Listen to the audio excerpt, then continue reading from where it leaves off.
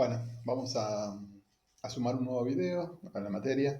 Este es un video correspondiente a una parte práctica que no tiene teoría, así que por eso lleva el nombre de práctica 3B. Y es sobre alineamientos de regiones que no tienen, o sea, que no satisfacen la hipótesis de homología, ¿no? Si ustedes recuerdan, eh, tanto el alineamiento global como el alineamiento local, cualquiera de los dos métodos, presuponen que la secuencia que yo le estoy dando al programa para hacer el alineamiento son secuencias que tienen un cierto grado de identidad, pero fundamentalmente eh, está subyacente la hipótesis de homología, es decir, que las secuencias que yo tengo tienen quizás muy lejanamente o en forma remota eh, homología entre sí, ¿no? Después el resultado del alineamiento nos da identidad. ¿Recuerdan eso? Nunca nos da homología porque homología es una variable cualitativa, con lo cual dos secuencias son o no son homólogas. Y eso presupone que la función que cumplen en distintos organismos o en distintas partes de la célula o donde sea, es la misma función, que es lo que nos dice que dos cosas son homólogas, que cumplen la misma función. Después el alineamiento nos dan variables cuantitativas, que es identidad, y en el caso de aminoácidos, de proteínas, nos da identidad y similitud. Bien.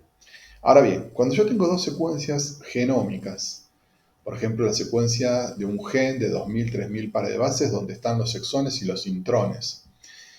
En particular, los intrones del centro y final del gen no tienen una función definida y conservada. O sea, el grado de conservación cae muchísimo eh, en la misma secuencia y, por supuesto, en muchos casos no tienen función o la función que cumplen en el gen durante la transcripción de ese gen no es igual. Y por lo tanto, entonces, al no tener satisfecha la hipótesis de homología, no puedo utilizar ni el alineamiento global ni el alineamiento local que habíamos venido dando. Es más, de hecho, se necesitan tecnologías muy complicadas, muy difíciles matemáticamente, y por lo tanto nosotros no vamos a ver la parte teórica de eso, sino directamente la parte práctica. Supongamos que nosotros identificamos un gen y queremos ver cómo está conservado ese gen, para lo cual necesito hacer un alineamiento, pero claro, no lo puedo hacer, a menos que yo sea un profesional de la bioinformática, en principio no lo podría hacer. Entonces, ahí viene a la ayuda esta página que les voy a mostrar ahora, que se llama thecode.org.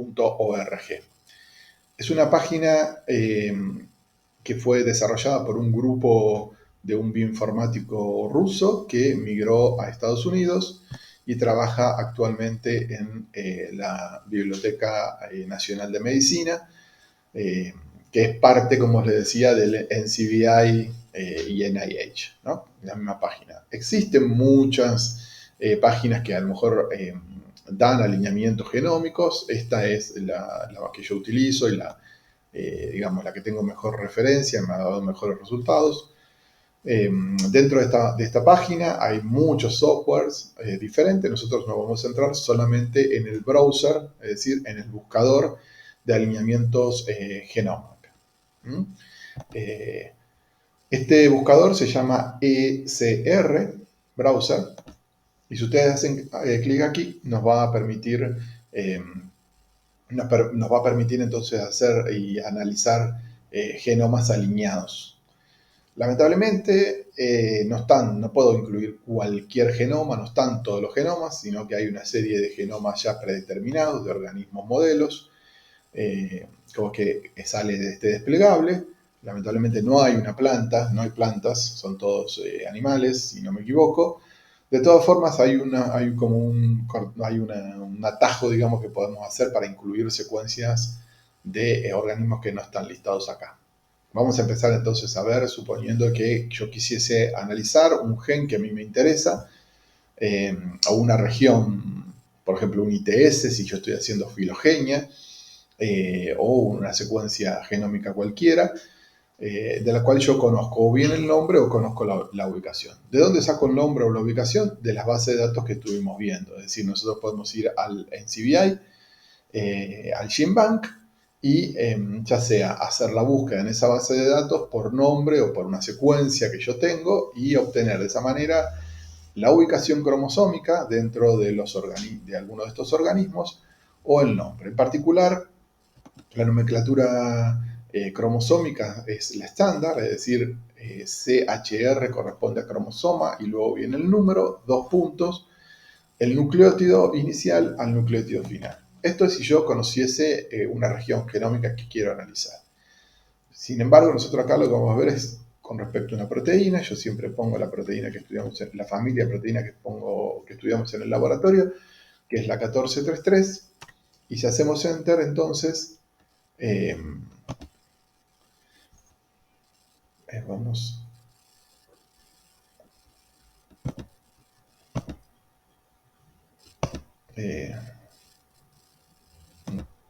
Bueno, perdón por la interrupción.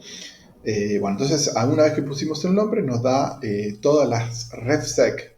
Recordemos, la RefSeq es una base de datos dentro del GenBank donde las secuencias de ácidos nucleicos o secuencias de proteínas están curadas, lo cual significa que están depuradas o se eliminaron toda controversia o errores técnicos que pueden haber, y las secuencias, digamos, son secuencias referentes para esa proteína en particular, que puede o no pertenecer a una familia.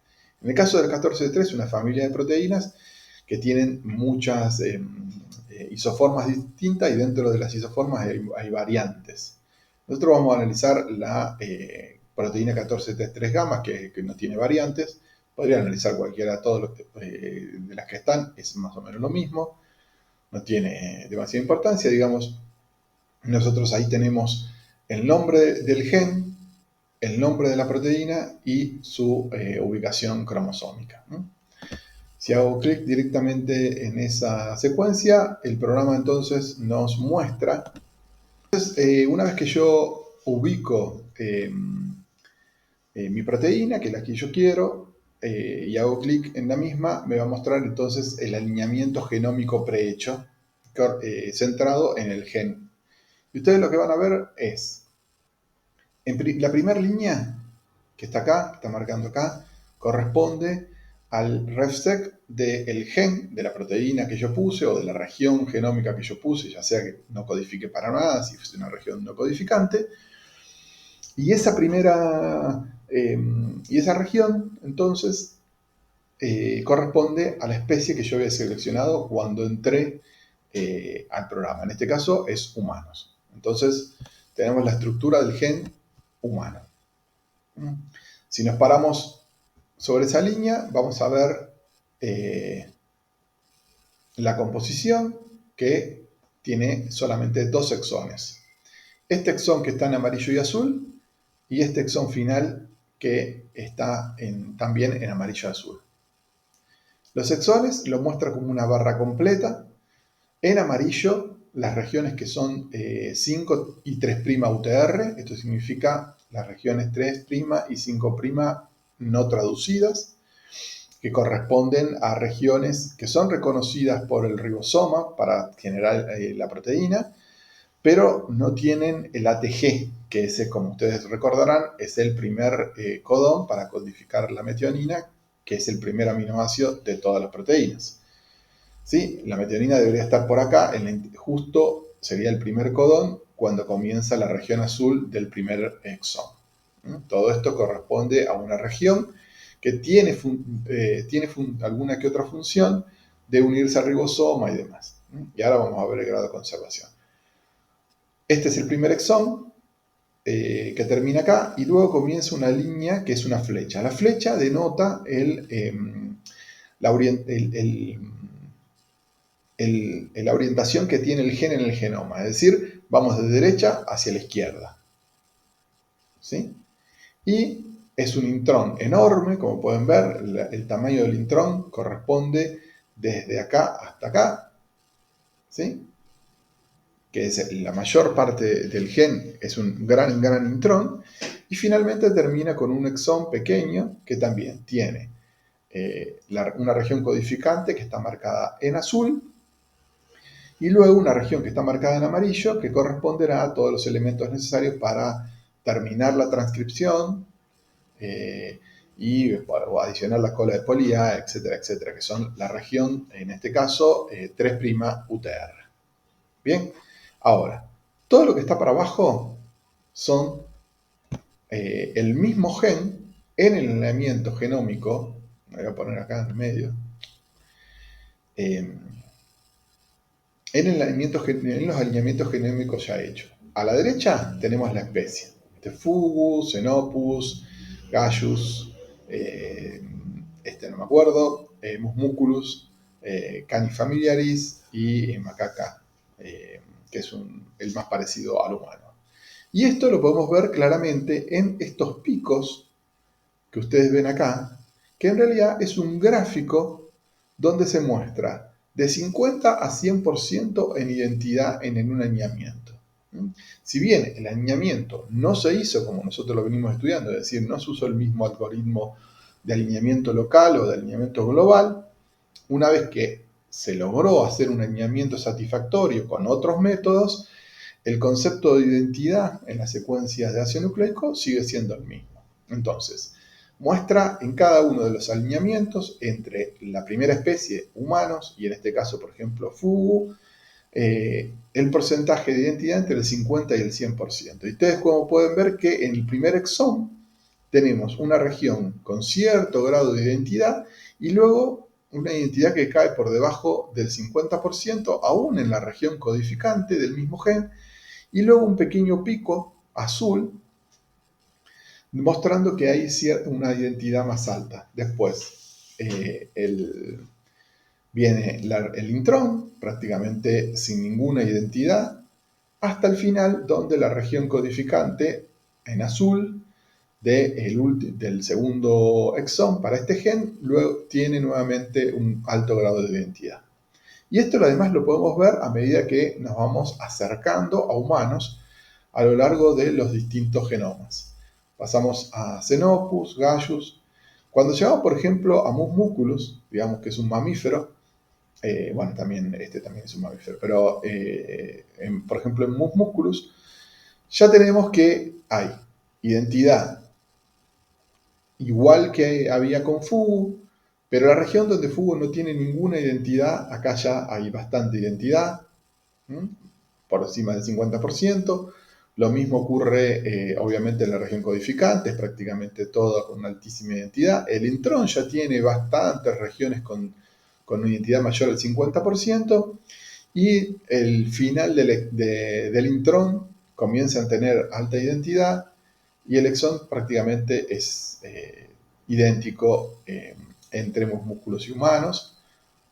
Esto se ve exacerbado en el canis, en el perro, y en macaca, como pueden ver, todo el gen, a lo largo de todo el gen, hay una altísima identidad, con pequeñas regiones con baja identidad, ¿no? Esto lo denota por el gráfico que va de 50, repito, va de 50 a 100% en caso de identidad. Yo obviamente puedo eliminar, si quiero, haciendo clic sobre la cruz roja, puedo eliminar algunos genomas que no me interesan para hacer más fácil el análisis. Y de esta forma entonces yo puedo analizar regiones de genoma no codificantes o genes enteros con los intrones, por si a mí me interesase algún estudio evolutivo. Si es el caso en que yo estoy estudiando un organismo que no es un organismo modelo, lo que puedo yo hacer es, sobre estos genomas, poner mi propia secuencia, ¿no? Acá pueden ver que dice alineamiento genómico, alinear tu secuencia a un genoma. Entonces, en el caso de que yo en el laboratorio hago una PCR, obtengo una secuencia y la mando a secuenciar a la empresa me devuelve una secuencia. Esa secuencia yo sé que corresponde a un gen completo, por ejemplo, de esta familia de proteínas, lo que puedo hacer es adicionar, haciendo clic ahí, esta secuencia en el formato FASTA, que ya lo habíamos visto, ¿no? O directamente, si lo tengo en un archivo, pegar el archivo. O si la encuentro en la base de datos del NCBI, que ustedes ya vieron y ya sabemos manejar, directamente puedo poner el número GI. Recuerdan, la primera clase de todas, que estaba el número de accession number y el número GI, que lo puedo, si lo conozco, lo puedo poner directamente acá. Si es una secuencia desconocida que yo obtuve en el laboratorio y lo tengo en un archivo, lo pongo directamente ahí o lo puedo cortar y pegar. Hago submit y entonces lo que va a hacer el software es tratar de encontrar con su metodología de alineamiento esta secuencia que yo puse sobre los alineamientos ya alineados previamente. Y me va a mostrar algo similar a lo que estoy viendo acá con mi secuencia en la parte superior. Y de esa forma podría, si yo tengo este gen completo, podría sumarle un organismo no modelo o un organismo menos estudiado a los organismos modelos alineados previamente en la página y poder mostrar el grado de identidad y de conservación que tiene el gen que a mí me interesa a lo largo de todos estos organismos, lo cual es sumamente útil para describir en un principio un gen de estudio o una proteína en estudio. Tiene otros parámetros y otras cosas más complejos, pero que no tienen mayor sentido verlos en detalle si es que nadie tiene algún interés en particular en hacer este tipo de estudios. Por supuesto, si alguien lo necesita para su tesina, me avisa, lo vemos en particular algunos miércoles. Este video simplemente era para sumarles esta funcionalidad de alineamientos genómicos a los alineamientos que habíamos visto en el video anterior. Así que bueno, nos vemos en el próximo video que va a ser una clase teórica sobre filogenia. Hasta luego.